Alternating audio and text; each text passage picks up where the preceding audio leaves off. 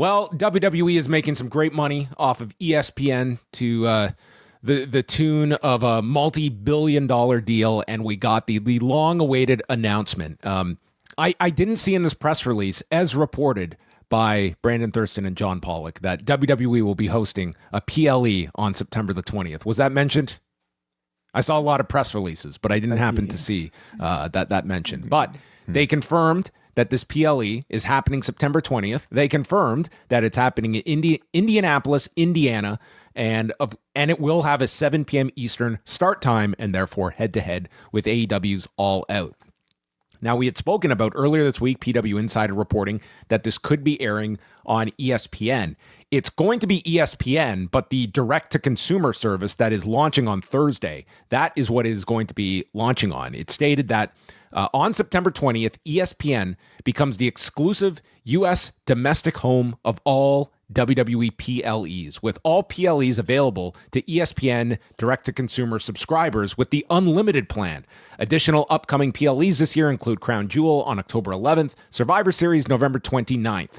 So this is, again, strictly for U.S. viewers that will now have to watch the PLEs on the ESPN app, and we'll get into who gets that for free and who does not. But the addition to all of this is, so the PLEs are done with Peacock, kind of. And then we got the further update, and NBC Sports put out a press release that Peacock and WWE announced a multi-year partnership agreement to exclusively stream the iconic Saturday Night's Main Event series live on Peacock. Saturday Night's Main Event will stream in primetime exclusively on Peacock 4 times each year, featuring top stars. Peacock will exclusively stream 2 nights of Saturday Night's Main Event this year. So they're adding an extra Saturday Night's Main Event this year. So it will be 5 in total, with the first taking place November 1st and then December 13th featuring John Cena's retirement match. So to see John Cena's last match, you will have to have Peacock. The WWE Network library will remain on Peacock through the end of 2025. The NXT Premium Live events will be available on Peacock until March 2026. Throughout the term of the partnership, the SmackDown library will remain on Peacock on a 30-day delay, and USA Network will continue as the live exclusive home of SmackDown on Friday nights. Did you get all that way? I did just because I read the stories as they were happening, but for somebody hearing all of this for the first time, I think it deserves repeating just to lay everything out. What are all the changes that are coming for a US WWE viewer? We've got so much going on at the Post Wrestling Cafe. $6 a month gets you access to the full post-wrestling experience. The newest Rewind Away will be going back to 2001 as we will review King of the Ring, featuring Edge winning the crown and Kurt Angle taking on Shane McMahon in a very well-remembered street fight. Plus, it's all of our reviews of the WWE Unreal series on Netflix, XL editions of Rewind to Raw, Dynamite, and SmackDown, and so much more. All of it can be yours at postwrestlingcafe.com. Okay, so if you are a U.S. viewer right now and you've got Peacock, you're fine for Clash in Paris. But then the next event is the Crown Jewel. Is that it? Crown Jewel Perth?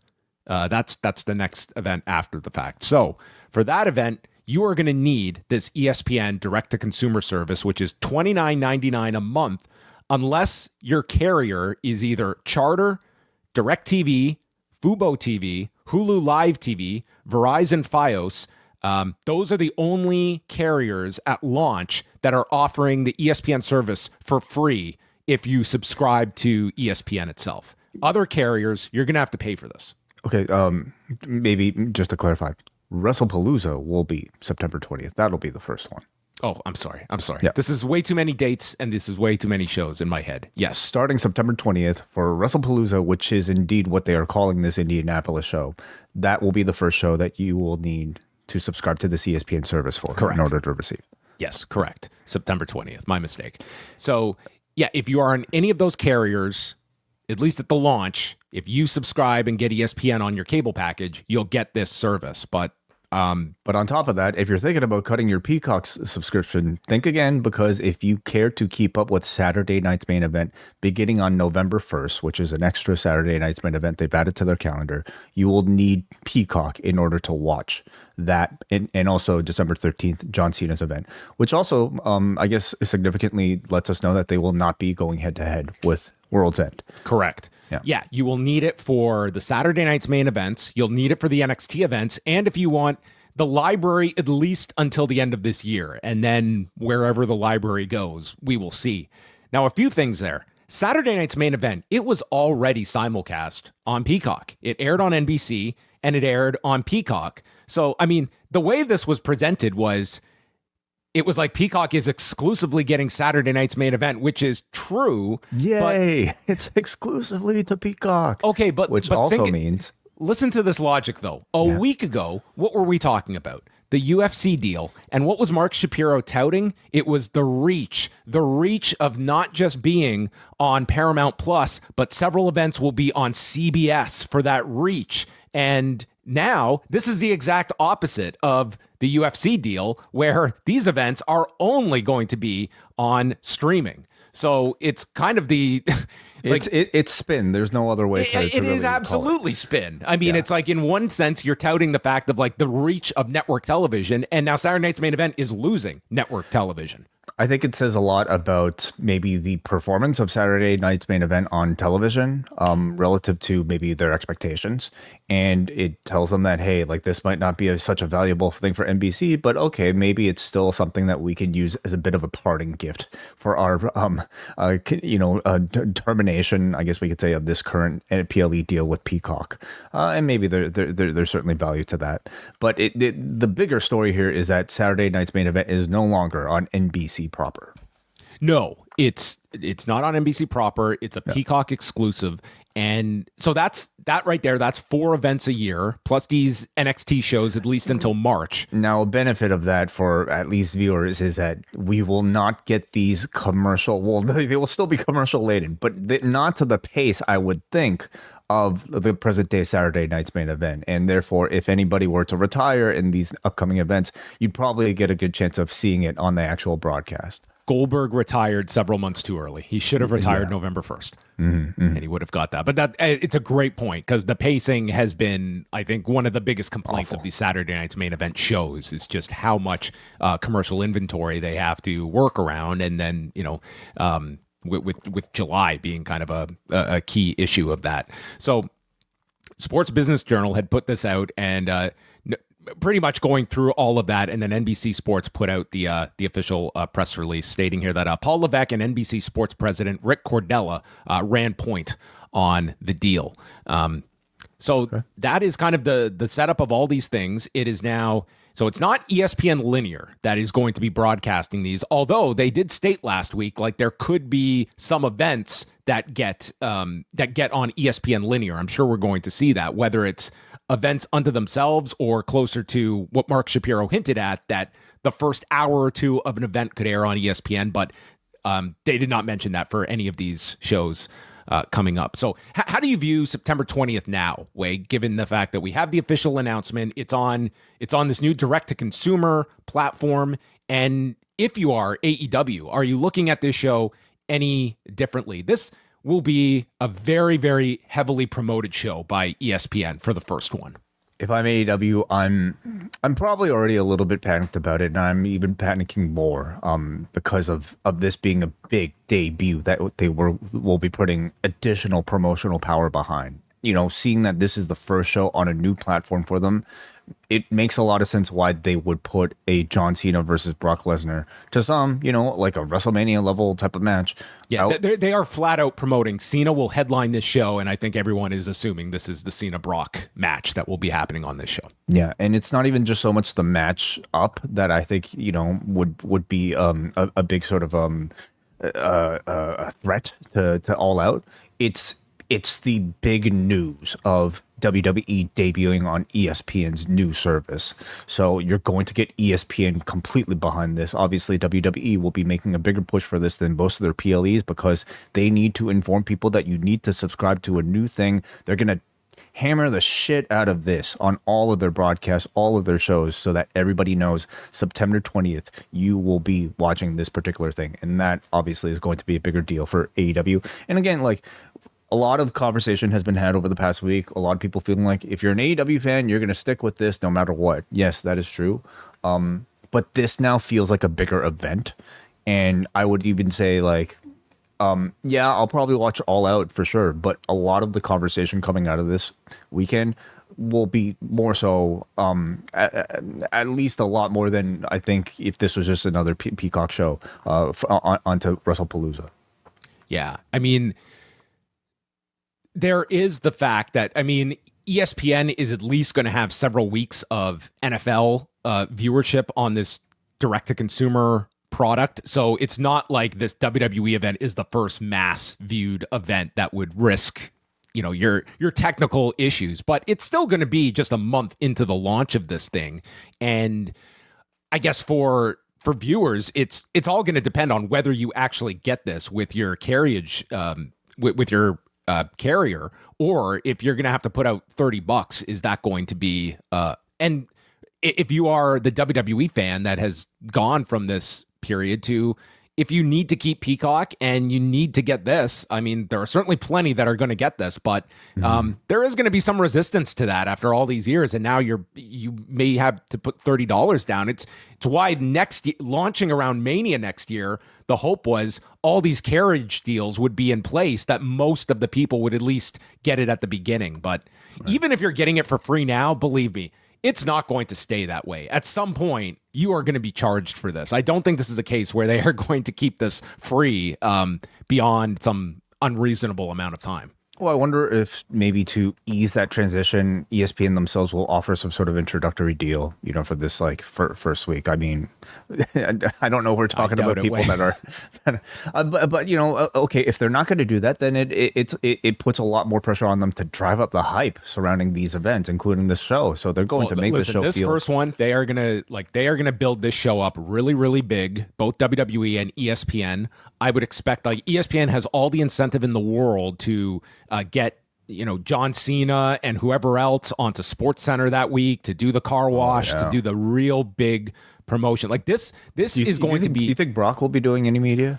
If there's a time for Brock to do media, this might be it. This or for like Mania next year. But I would argue like this is the one where you would want to push. And that's someone like if you are ESPN and Brock's in this main event, absolutely, you would want Brock to be doing a rare interview as well. And we should also add this because I think it will guarantee you that Brock will not be asked any uncomfortable questions. If you go to ESPN.com right now, before tonight, you could go to the WWE section of ESPN. You could go to the AEW section of ESPN.com. And right now, if you go to ESPN.com/AEW, guess what comes up, Way? All the latest news, all their I'm getting a page error. That is what it has said all evening. So I don't want to draw conclusions, but it would appear, and it has been for several hours, that all the AEW content is gone and that ESPN is not covering AEW any longer. And that to me, if that is the case, I think that reflects very poorly on the fact that they are just like ESPN is a news entity, and because you have signed a deal, like you are just not going to cover another company that you were actively had like an AEW vertical on your site, and it's just disappeared within concurrently with this deal being announced today. Fascinating. Okay. And of course, you know, if you go to ESPN.com/WWE, all the content is still there. I'm trying to see this. Now, interestingly, they do have like stuff about Chris Bay. So they do have just, I guess, non-WWE stories as well, but nothing AEW, at least on the front page here. Interesting. Well, maybe the coverage will consist of TNA, AAA, and I mean, we will see. I mean, hey, if the AEW stuff comes back, it was just some error, then hey, that's it. But this has been hours, and I think it's been very notable. If ESPN is in fact just eliminating AEW coverage after all of this, so a very big story today with all of this, and yeah, it does set up another head-to-head night between WWE and AEW. And we'll also the fact is, I mean, we do know the dates now of those Saturday night's main events, so those will not compete with AEW shows, and the remaining WWE PLEs this year are not going to compete with AEW pay-per-views. So if this is the final calendar of events, at least for 2025, it would seem AEW's major shows are not going to face any opposition beyond any NXT events beyond what we're about to talk about, because No Mercy is going to be their September card, and it is slated for Saturday, September 27th in Fort Lauderdale, Florida. Mm-hmm. I think Way was only surprised that this didn't end up in the afternoon of September 20th, just to hedge their bets. I mean, certainly I think that was part of the speculation for a lot of people. But at this point, I mean, has it been proven that NXT is any sort of like threat for a major AEW pay-per-view? You know, probably less so. It doesn't mean that it's not worth it for them to just kind of put some sort of obstacle. This strategy was actively hurting NXT. Like, this was diminishing their shows that they peak every month for, and they were doing no noticeable damage to AEW. They were not creating any kind of barrier for people to watch these AEW shows, and it was harming your product. And I think this is sort of a realization of that. And you're also, like, this is another thing, is that forget all of the television. We're now, like WWE is now going to have to make these Saturday night's main events feel, you know, of a certain level, because, I mean, they are still a partner with Peacock, and you've got these PLEs. Like, these are a lot of big shows that WWE has to peak for. And we saw the culmination of that back in July, where suddenly you had 2 weeks to build Evolution, and you had 2 weeks to build up Goldberg's retirement. And these are the 3-week and turnarounds. Let's not forget Worlds Collide now being added to all it. Of all the stuff. AAA events that will essentially fall under their umbrella as well. They've got the Worlds Collide event on September 12th. The next weekend is this September 20th launch that's going to take all of your focus. And then the week after that is NXT. And then 2 weeks after that is the Australia shows. So, like, you almost are going to be having these 2 to 3 week builds for this show. And yeah, the company has been, they have been selling just tons and tons for all of these shows. But man, it's a high volume that you are placing on your audience to satisfy all of these different partners that you have, and providing them with what they believe to be top tier content. They will push until the audience pushes back, and the audience has yet to push back. I mean, I'm sure their vision is similar to maybe creating an MLB, NFL, and NBA type of schedule, where you have a PLE every week, or multiple PLEs every week. Our conviction, as it applies to the industrial logic of this merger, has been affirmed. So that's a way better title than WrestlePalooza. Yeah, I mean, not a great title. Let's be honest. Of the ECW names you could pull out of a hat, I mean, maybe it was thought of. You know what? Barely legal might not be the term we want to hook in people for the ESPN app. Plenty of other ones if you're looking for ECW inspiration to choose from. Well, Heatwave was taken. We got that this weekend. Okay, yep. How about Guilty as Charged? That's a good one. Guilty as Charged was a good one. Maybe not. Maybe not for some, depending on who. Oh, Jesus, yeah. What active performers are on that? Yeah, one. Yeah. I don't think Brock Lesnar should be headlining that show. Maybe not.